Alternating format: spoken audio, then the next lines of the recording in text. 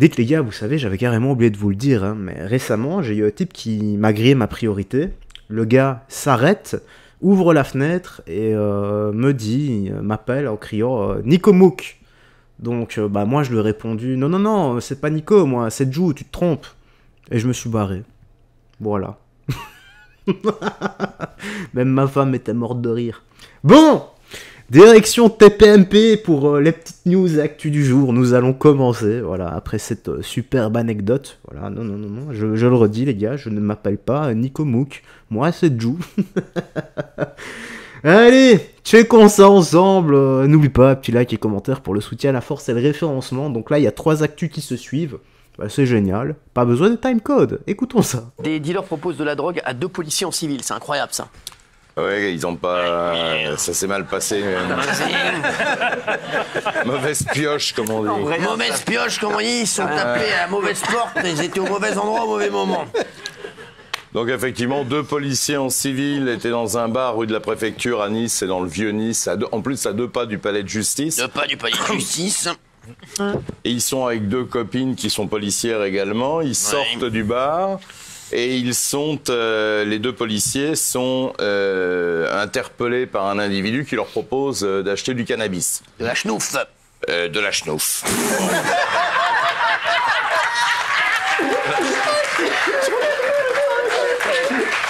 C'est un génie, je l'adore. C'est mythique. Et donc oui. Et du coup, ils se permettent en plus de faire une réflexion sur le physique d'une des 2 femmes qui les accompagnaient, dans des termes peu élogieux, pardon. Et devant l'insistance, à un moment, il y a le policier qui en a marre, qui sort sa carte de police, sa carte de réquisition, et qui dit bon, écoute, on est de la police, maintenant tu nous emmerdes. Ouais. Et là, finalement, on se dit que la peur a changé de camp. Bah, c'est un peu le cas parce que le dealer, au lieu de partir en courant en disant je suis tombé sur 2 flics, ce qui aurait été assez logique, va chercher ses copains. Revient avec une horde sauvage, ils sont 7 ou 8, et là, ils vont ruiner de coups les 2 policiers. On a une vidéo où on les voit au sol en train de se faire piétiner, des coups de pied dans la tête et pas que dans la tête. Finalement, ils se sont enfuis, la BAC est arrivée, on a interpellé 5, et là où il y a un véritable scandale, c'est que les 5 qui ont été interpellés, il y a des témoins qui sont les 2 femmes policiers, donc elles savent ce qu'elles ont vu. Il y a une vidéo.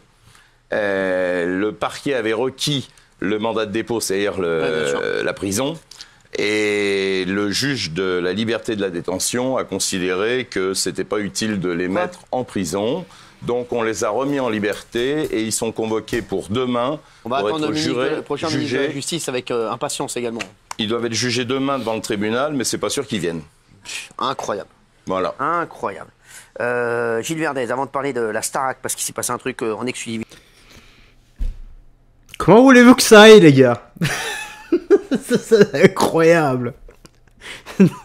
Stranger Things, le monde à l'envers. Si. No comment. Comment voulez-vous que ça aille? La suite. On peut vous le dire. Un homme a essayé de s'introduire dans le shadow de la Starac et c'était extrêmement dangereux. On va en parler dans un instant. Pour les élèves de la Star Academy, c'est un truc de fou ce qui s'est passé aujourd'hui. On a eu des infos exclusives. Juste avant, incroyable ovni dans le ciel. Qu'est-ce qui s'est passé? Absolument. Alors c'est panique à bord. Ça se passe dans le New Jersey, sur la côte est des États-Unis. Des dizaines de signalements. Les gens voient des objets volants non identifiés. La réponse des autorités fait encore plus peur. Les autorités disent la majorité des signalements concernent des avions pilotés par des humains. La majorité des signalements. Donc tous les journalistes là-bas ont dit la majorité, mais et le reste. Donc du coup, on ne sait pas ce que ça signifie exactement. Le FBI, la Maison-Blanche et le Pentagone ont été obligés d'intervenir et de dire il n'y a pas de menace crédible. Mais on ne sait pas ce que c'est, à tel point qu'un sénateur républicain, Jeff Van Drew, envisage, lui, une opération d'espionnage pilotée par un navire iranien. Donc les gens ont l'impression qu'en fait, on veut leur cacher qu'il y a vraiment des objets mystérieux. Il y a une journaliste qui a enquêté et qui a dit « J'ai vu des choses qui ressemblaient à des avions, mais qui ne se déplacent pas comme des avions, qui ralentissent et qui volent plus bas. » Et c'est vrai que quand on voit les images, c'est totalement saisissant. Alors, le pire, c'est que ces engins ne figurent sur aucune application qui suit les avions, vous savez, qui donne les minutages du trafic aérien. Aucun de ces objets ne figure là-dessus. Ce qui donne à penser que ces objets, ils sont mystérieux. Alors, du côté des autorités, le commandement militaire a dû intervenir et a interdit le survol d'un centre de recherche. Et l'administration fédérale aéronautique vient interdiction de survoler un terrain de golf qui appartient à Donald Trump. Parce qu'ils ont peur, ils ne savent plus ce que sont ces engins, et ils ont peur effectivement qu'il y ait des engins non identifiés, soit venus d'Iran, soit des engins extraterrestres dans le ciel du New Jersey. Ou des drones, hein, peut-être. Ouais, merci. Oui, mais ça, c'est trop rationnel. Merci. Allez, c'est bon, merci. 2 migrants et 2 agents. Ouais. Oui, peut-être. Peut-être que c'est... En tout cas, oui, ce sont des ovnis, donc objets volants non identifiés.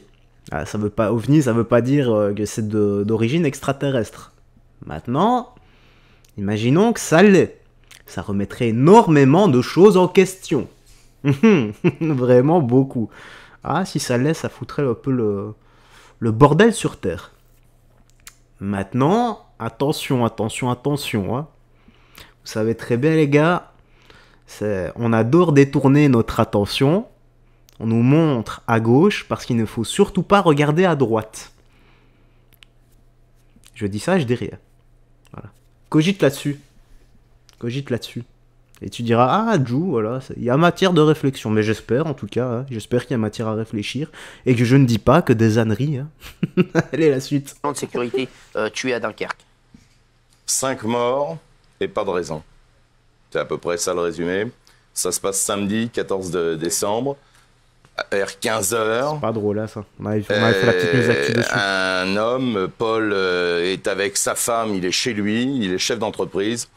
Il est avec sa femme et ses enfants, il est chez lui et arrive à ce moment-là dans la cour de son domicile un véhicule qui fait du bruit, les pneus crissent sur les graviers. Il sort pour voir ce qui se passe. Et à ce moment-là, le conducteur de la voiture qui était dans la cour sort avec des armes à la main et l'abat de plusieurs balles. Sa femme assiste à l'assassinat de son mari, la voiture prend la fuite et il va commettre encore 4 autres crimes. Il va s'en prendre, oui, il y en a 5 en tout. Il a tué 5 personnes avant de se constituer prisonnier. Il s'en prend à 2 gardes de la sécurité, 2 agents de la sécurité portuaire de Dunkerque, du port de Dunkerque, qui étaient en patrouille. Et il les fusille à peu près de la même façon. Et enfin, il va s'en prendre à 2 migrants qui étaient dans un camp à Loun plage, qu'il va également tuer.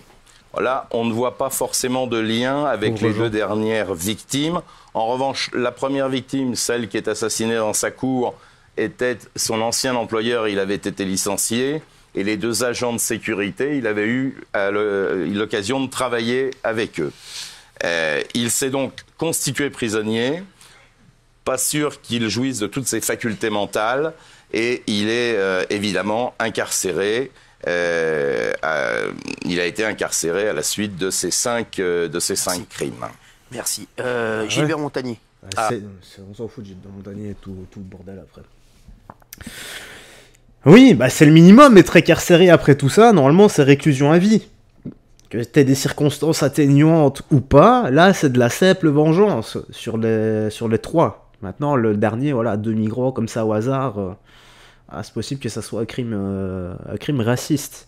Mais le mec a totalement craqué son slip et j'espère qu'il finira pas en psychiatrie, mais qu'il sera jugé en tant qu'homme sain d'esprit et voilà, qu'il prenne une réclusion à vie. Voilà, et quand j'entends réclusion à vie, ça serait bien qu'on le fasse bosser 12 heures par jour, 7 jours sur 7, voilà, sur chantier. Voilà, et qu'ils n'ont pas qui restent en prison à rien faire. Mais bon, ça c'est pas moi qui décide et c'est pas moi qui peux réformer les choses. Malheureusement. Paix à leur âme en tout cas.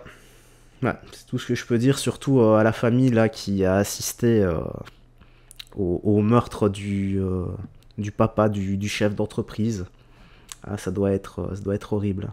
Donc courage et soutien aux familles. Voilà, décès avec personne décédée. En tout cas, voilà. TPMP se termine ce soir. Dis-moi dans l'espace commentaire ce que tu en as pensé. Moi, j'aurais rien d'autre à ajouter. prends bien soin de toi, des gens que tu aimes, et que Dieu te bénisse. Bye bye. Fais très attention à toi.